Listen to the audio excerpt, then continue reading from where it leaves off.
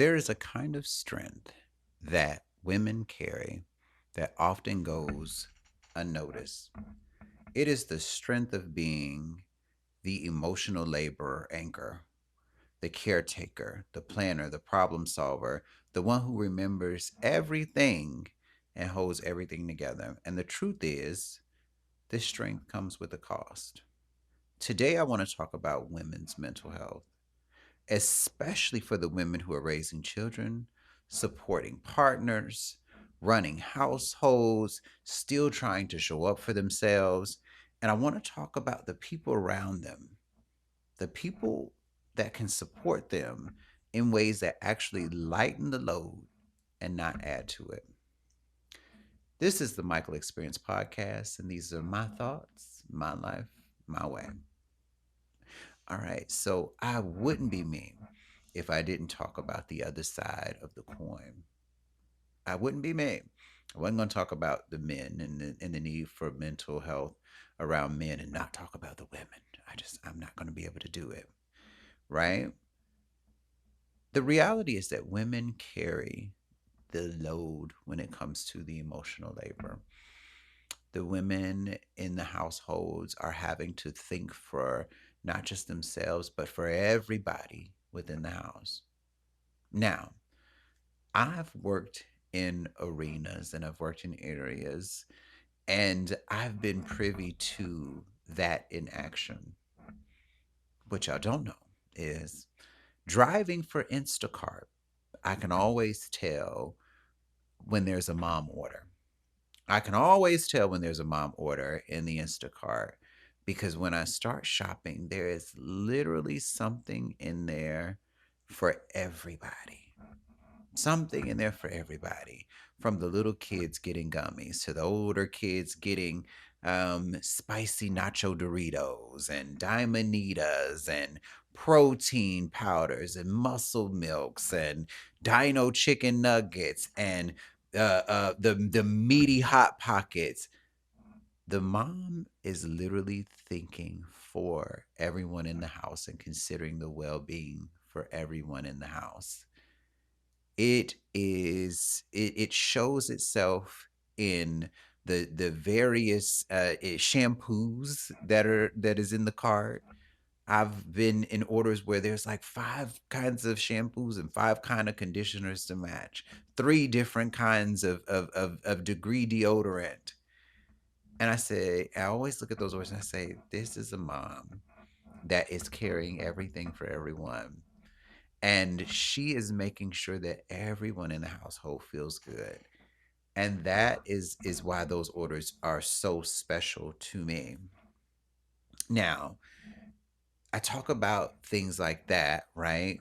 That's emotional labor, but that's also household management. That is household management, making sure everything in the house runs as it should. Not only is she probably, making sure that the groceries are arranged and everything that everybody wants and needs, right, to provide sustenance and nutrition is in the house. She's also taking care of the bills to make sure they're paid, even if she's not the one, making the money. She's making sure that the money makes it where it's supposed to go, right? That's the purpose of it. You make it and they rake it and take it. You know what I'm saying? But oftentimes it is the women carrying the emotional loads. They're balancing the checkbooks. They're making sure that the future is set up, making sure that the investments are sound. As men, we hear something that sounds good. Somebody somewhere told us to do this. And we're like, so it worked for them and it's going to work for us too, with little to no research, right? Leave it to the women in our lives to come behind and say, let me dig a little deeper into this and make sure, because I've heard a little bit about this Bitcoin and stuff, but if it's too good to be true, it probably is, right? And we need that level of checking and fact checking and all those things. We need it. We need it. But they do the remembering, they do the planning, they do the scheduling.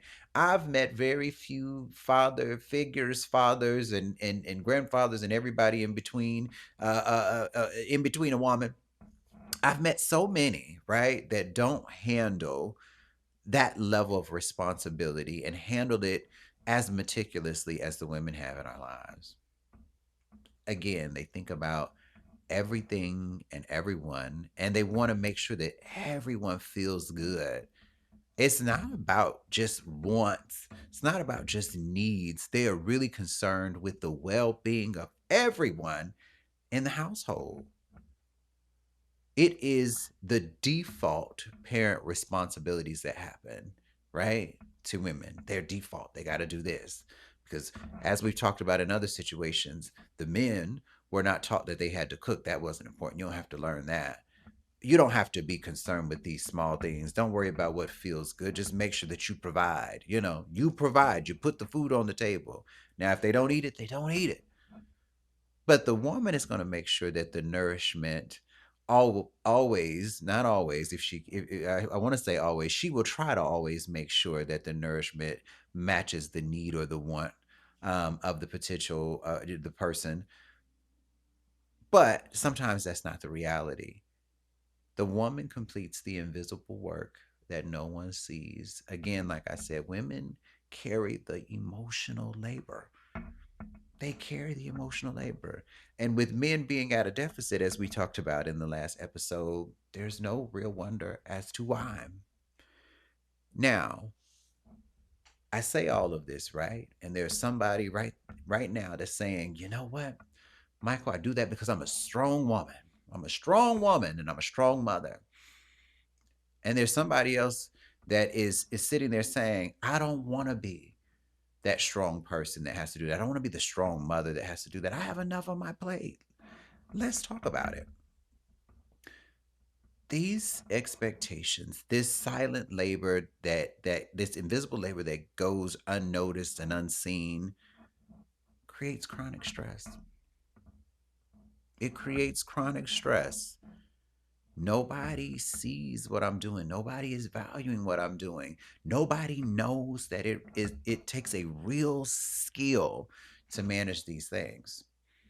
And that's the one that I believe people miss the most, is that it takes a real skill to manage these things. Because men, they, them, everybody in between, above and beyond and below, we know that when that these things are not our strong suit and the women step away, boy, I tell you, it sure is a labor, isn't it? Oh, it is a mental and it's a physical labor. Imagine trying to get a household together in one day and accomplish all those things. We'd be like, oh, I can't wait till my mama comes home. Listen, my mama would have had this in tip top shape. We all have some story that resembles my mom would have took care of that. My grandmother, my mama, my big mom would have never had this. It would have never run amok if she was here.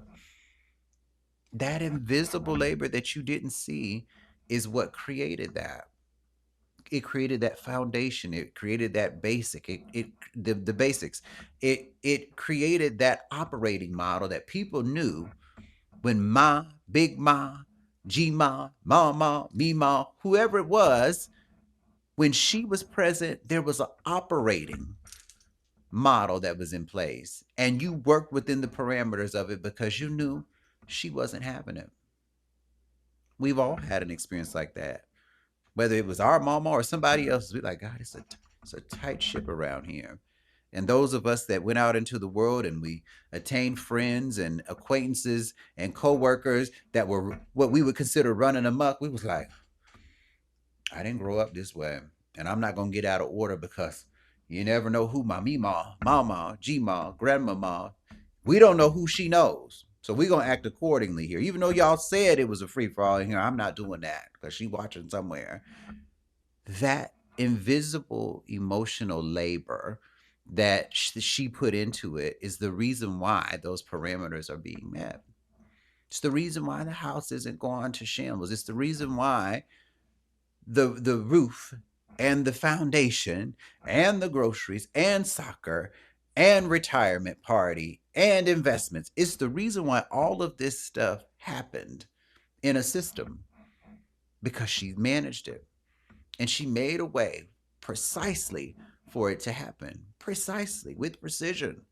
She made sure, because where I said before, where men will hear something that's great from somebody that they respect, admire, chop it up with, hey, it worked for them, it's gonna work for us too. Okay. All right. We do need, and there's much value in the women behind us that are saying, listen, let me dig into this a little bit deeper. And if we need to make concessions, we will. Okay. But all of this stuff leads to chronic stress. How is this going to get done? How am I going to make this happen? Not to mention the person that is piling more on because that invisible work to them doesn't mean very much. To them, there's a magic carpet somewhere. There's a robot named Rosie. I don't know where she is. I've not seen her except for in the television. There's a robot named Rosie who comes in and takes care of everything. She cooks and she cleans and she does the thing that lovers do between the sheets, okay, between the pillow and the comforter. That is emotional, mental, and highly physical labor. And we don't give the credit for that. And what happens? Burnout. Because you keep on piling and you keep on taking. And the worst of it that happens in it, the worst of it, the worst effect of it is resentment. I believe this is why resentment happens and begins to be born into relationships because you're feeling unseen, you're feeling unheard, you're feeling undervalued because of all of this invisible labor. Now, here's the thing, it's getting done. It's getting done. But to the people on the other side, to the men on the other side, it just falls out of the sky. Ladies, I know some of y'all right now are being like, listen here, this is a man who gets it. And I know there's some men right now like, come on, bruh. Come on now, you cooking us. Well, listen here, let me cook. Let me cook. You simmer down, okay? You simmer down because this ain't your forte. Let me cook and then you can eat, okay? Feast on that. All right? But feeling unseen, unheard, unappreciated, all of those things lead to that road of resentment. And oftentimes that's a road that you can't travel back. It's often a road you can't travel back, I tell you, because it tugs on so many things. So many things.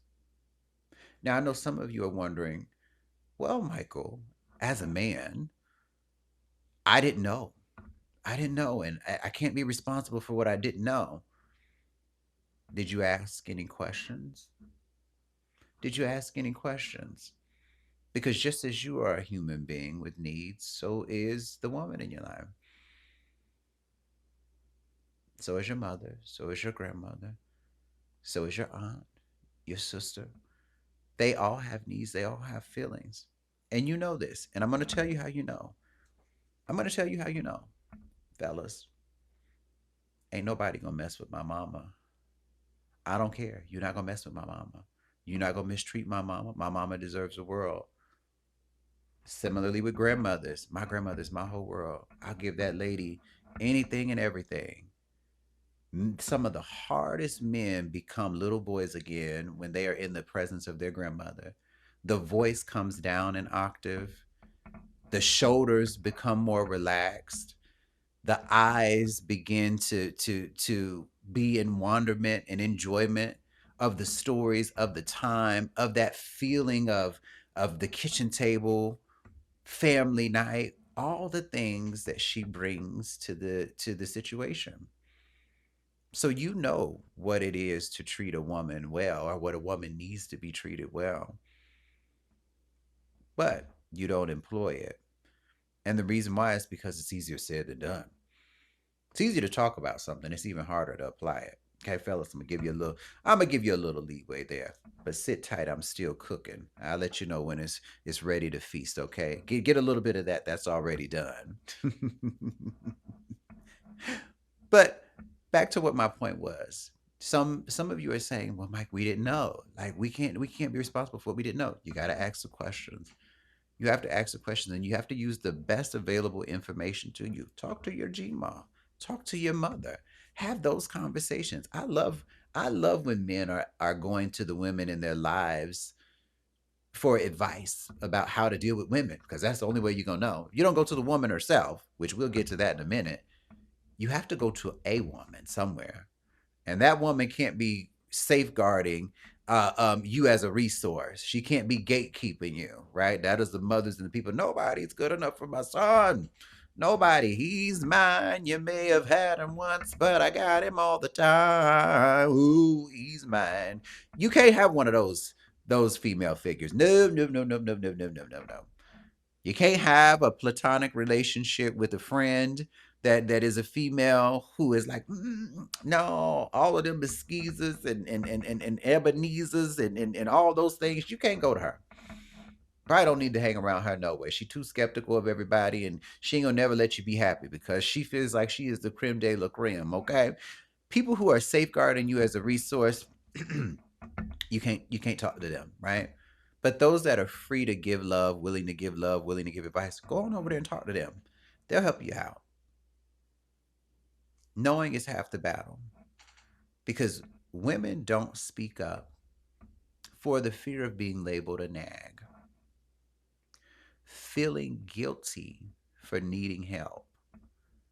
There are so many women that have been given the title of I'm the strong woman and this is my work. This is a woman's work.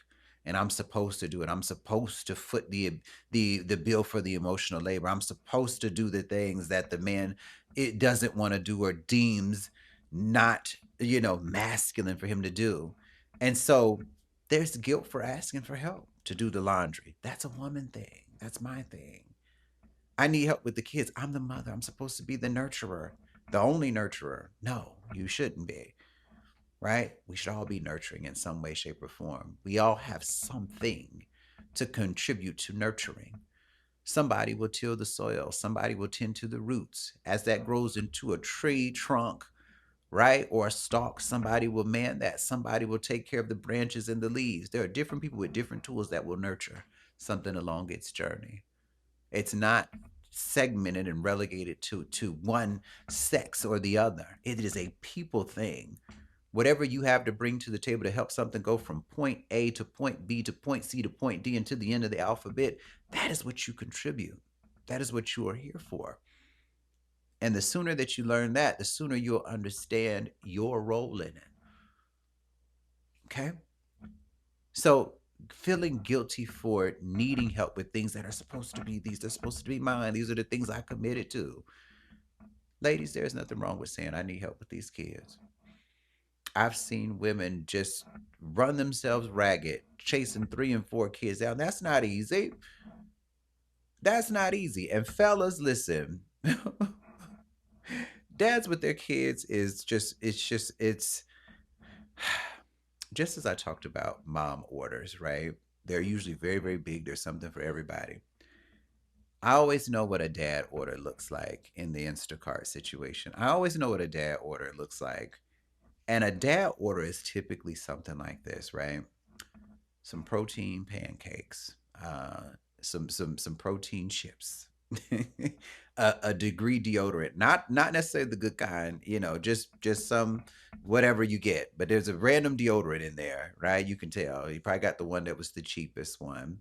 There's some Dino pizza bites and some pizza rolls. I mean, some Dino chicken nuggets and some pizza rolls in there, and then maybe some apple juice. That is what a dad order consists of. It's like, listen, I'm gonna feed you. You got some food in there. You got something to drink. If you don't want these Dino nuggets, you got pizza rolls, and we good to go. I'm gonna eat these power waffles, and I'm gonna power my way through it. Every order that I get from a man, it looks something similar to that. And I always laugh and I come up with these things in my head because I'm like, this is a dad that is in charge for the day. The wife is doing something or another, busy something or another, away from the house or another. And he is tasked with making sure these kids survive the day, survive the weekend. And he said, listen here, we're gonna pop this stuff in the microwave because I don't know how to cook. We ain't gonna burn this house down because I don't want to be responsible for that. Not on my watch. We're gonna keep this thing simple. But dad's parenting, not everybody, right? Because there's some that do it a little bit differently. But the majority of men keep it very, very simple. They keep it very, very simple when they're doing their thing. Um, but I say this to say that you're just getting by. You're just getting by. And you realize in those moments when you are tasked with doing the things that it is a tall order and it is a much larger job to fill, a much larger role to fill.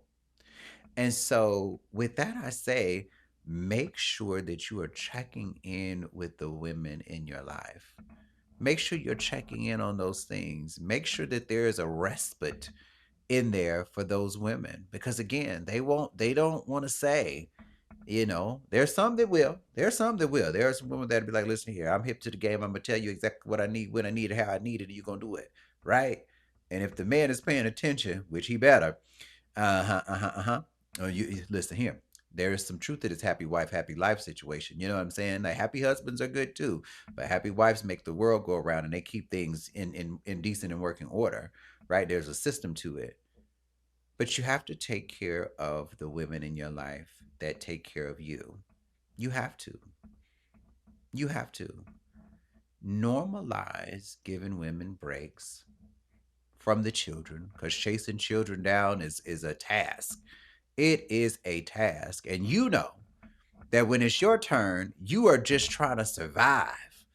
You are just trying to survive. Now, when she's chasing two, three, four, and five kids around, you're like, woo, listen here. I don't have to deal with it, out of sight, out of mind.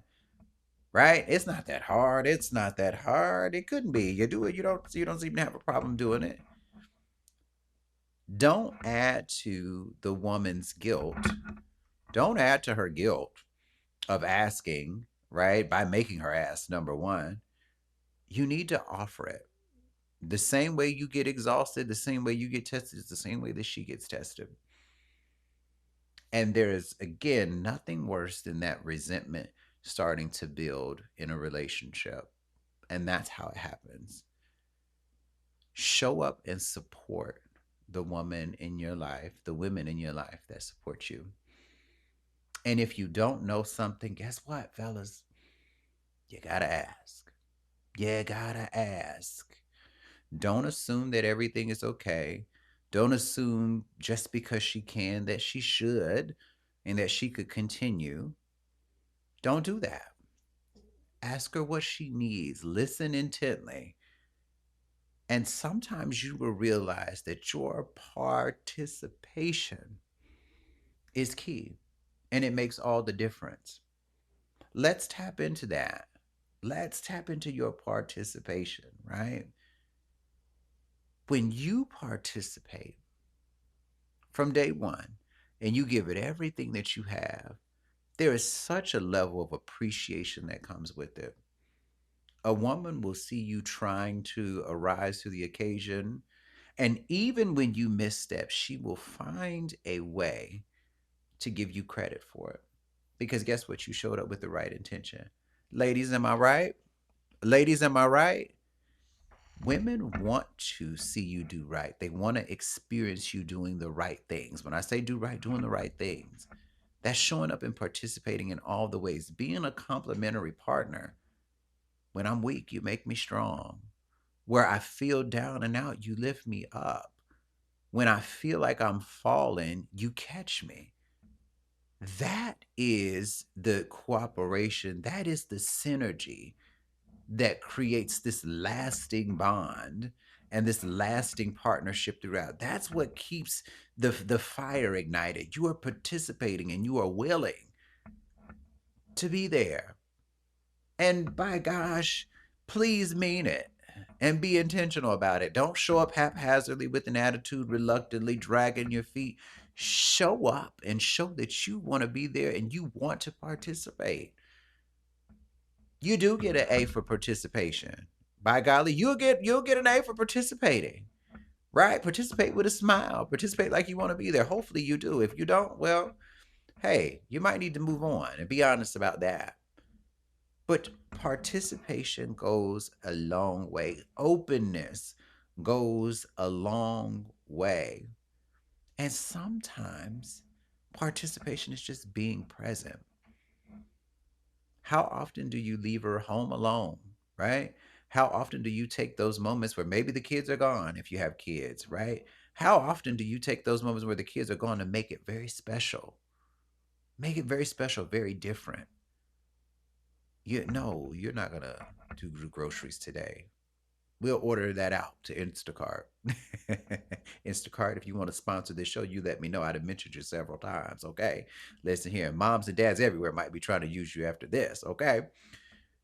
But we're going to order those groceries out. Don't you worry about it. You don't have to lift a finger and you don't have to lift a grocery bag, right? And they're probably using a system that you already employed if you order groceries or if you got a receipt laying around, they can figure it out. But make it special. Sometimes participation is being present and showing up, making a difference in those moments, taking something off the plate, giving that time for just the two of you. How do you feel the empty space? Because whether women want to admit this or not, they married you for a reason. They wanted to be with you for a reason. They did. They wanted to be up under you, held by you, close to you. You know, they wanted you to feel wanted by them. Not another task on the task sheet. How well are you making those moments matter? How well are you making those moments matter? Be present. Be present. Look for ways to alleviate the burden, the emotional labor that we talked about. Find ways. Find ways to alleviate that. Okay? So, as I've said, everyone deserves a soft space.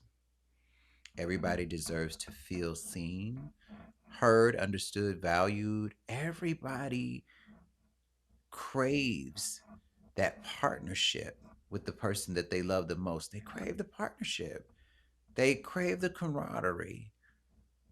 Women know that everything is not going to always be sunshine and rainbows.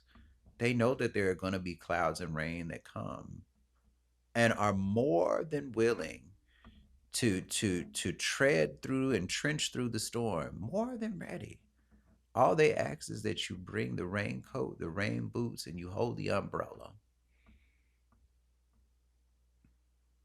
So, ladies, in order to support you as men, we need you to let us know when you need something before it becomes catastrophic, before you get overwhelmed, so tired, so frustrated, before you forget your name.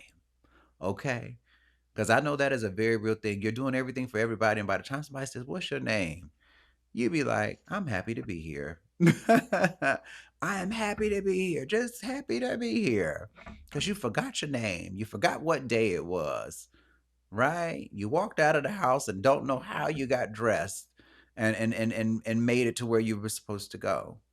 Before you get overwhelmed in that way, talk about what you need and make it a very natural, ongoing conversation.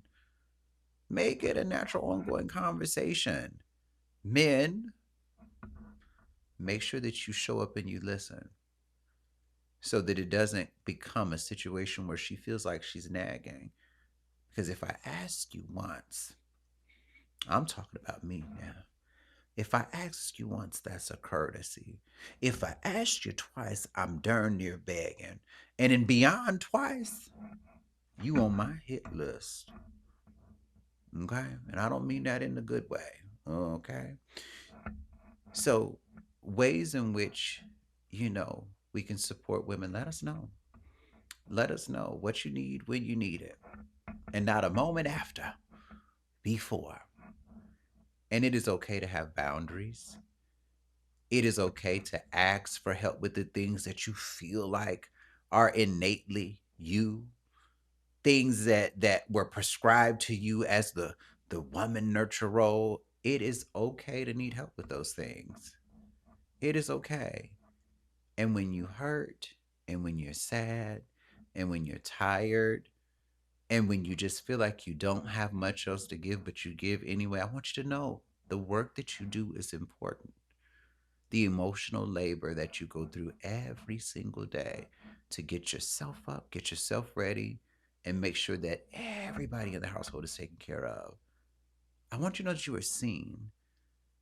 I want you to know that you are seen and that I understand you. And there are those men, those of us men who do.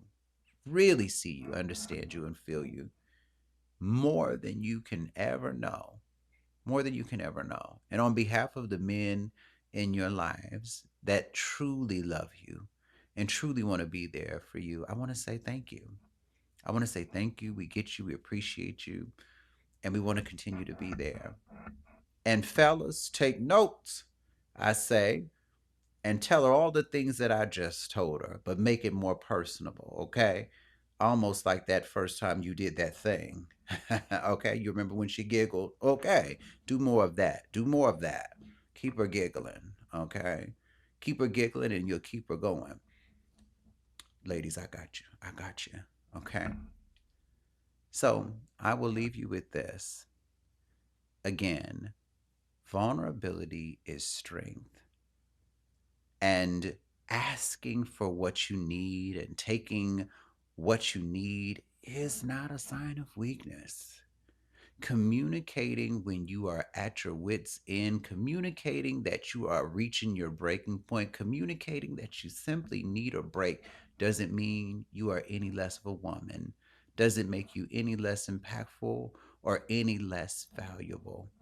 It makes you more human. And all of us could do a better job at that. So continue to pour into yourself.